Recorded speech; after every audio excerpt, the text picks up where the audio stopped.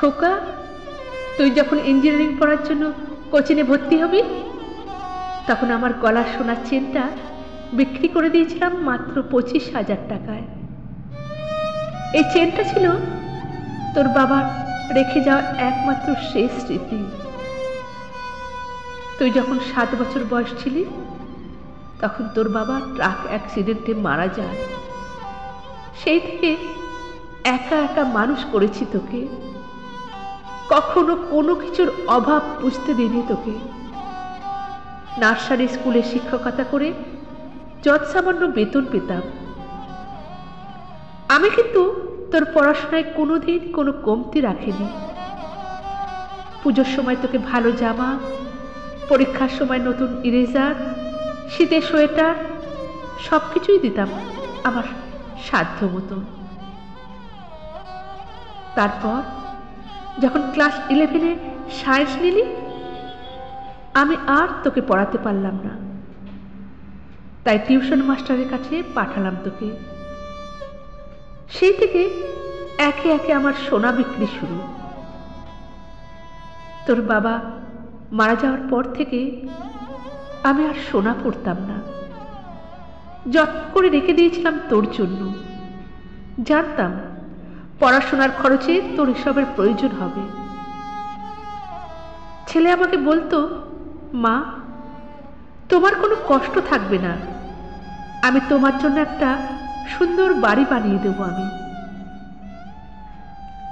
আমি হাসতাম, হেসে হেসে বলতাম, আমার বাড়ি চাই না রে বাবা, তুই বড় মানুষ হ, মানুষের মতো মানুষ হ, তবেই আমার শান্তি। খুব স্বপ্ন দেখতাম জানিস, তোর বাবার রেখে যাওয়াই তোকে একদিন মানুষের মতো মানুষ করে তুলব। তোকে যে বড় হতেই হবে রে খোকা। উচ্চ মাধ্যমিক পাশ করার পর যখন তুই কোচিনে ভর্তি হবি, তখন গলার চেনটা বিক্রি করি। সবাই বারবার না করেছিল। আমি বললাম, আমার ছেলেটা মানুষ হলে আমার চেনের অভাব হবে না গো।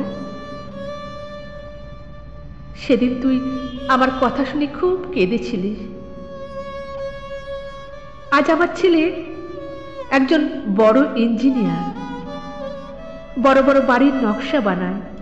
শুনেছি শহরের নামকরা মানুষদের মধ্যে সে একজন। গতকাল টিভিতে খবর দেখার সময় ছেলেটাকে দেখলাম। সেখানে কি সুন্দর কথা বলছে আমার ছেলেটা,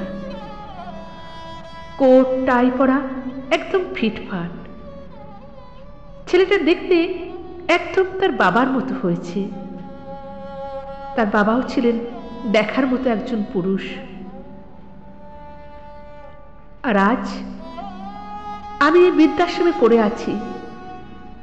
এখানে কেউ আমাকে ভালোবাসে না, কেউ কাছে এসে বলে না, মা কেমন আছো?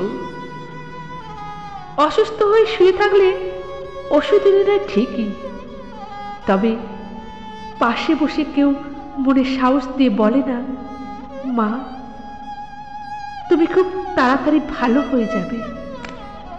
আমার ছেলের মনেও আমার জায়গা নেই, আজ নেই তার বাড়িতেও। খোকা, তুই যখন ছোট ছিলি, তখন আমার সাদা শাড়ি দেখে বলতিস, মা এগুলো তো তোমার সুন্দর দেখায় না, তুমি রঙিন শাড়ি পরো না কেন? আর আমি তোকে বলতাম, তুই যখন অনেক বড় হবি, তখন আমি রঙিন শাড়ি পরব। আজ খোকা অনেক বড় হয়েছিস তুই। আজ যদি তুই নতুন শাড়ি এনে দিতিস, তাহলে সেই সাদা শাড়ির থান ছেড়ে রঙিন স্বপ্ন নিয়ে বাঁচতাম। কিন্তু না রে খোকা, আজ আর সেই রঙিন চাই না। আমার শরীর ভালো নেই রে খোকা। যখন এই চিঠি পড়বি, তখন আমি আর বেঁচে নেই হয়তো। ভালো থাকিস বাবা। যদি সময় হয় তাহলে আমার মৃত্যুর পর একবার দেখতে আসিস আমাকে। আমাকে জড়িয়ে ধরে একটু মা বলে কান্না করিস। আমি যে কান্নার বড় কাঙ্গাল রে বাবা। খোকা, আমার আদরের খোকা, ভালো থাকিস বাবা। শরীরটা একদমই ভালো নেই রে। তোকে একবার দেখবো খোকা। জানি তাও হবে না। তুই যে আমার কাছে আর আসিস না। তুই যে অনেক ব্যস্ত। ভালো থাকিস বাবা, ভালো থাকিস। ইতি তোর বৃদ্ধাশ্রমে থাকা অভাগিনী মা।